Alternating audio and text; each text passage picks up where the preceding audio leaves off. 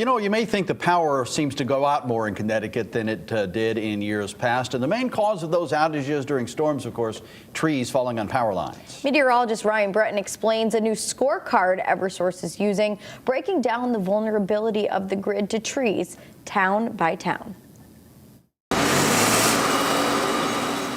This is brand new. This scorecard is to start the conversation around the tree work that we're doing. Power outages, maybe not something you think of until one hits. We developed this scorecard to provide more information to the towns. Eversource sharing new detailed data about the grid and its effort to trim trees for all 149 Connecticut communities it serves.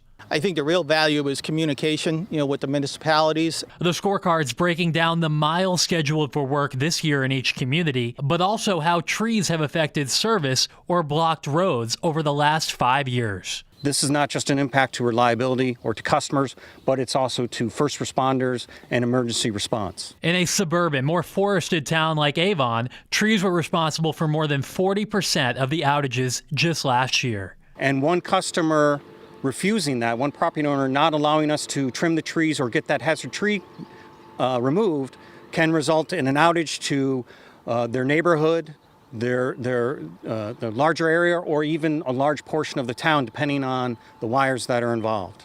And storms aren't the only cause for concern. We have seen over the last several years, because of an invasive insect, the emerald ash borer, attack and ultimately lead to mortality of almost all of the ash trees in our state. Eversource says cities and towns can share these scorecards online. The most extensive tree work this year is scheduled in Woodstock, along more than 150 miles of roads, and in Danbury and Haddam, along more than 100 each, all with the goal of reducing risk to the grid.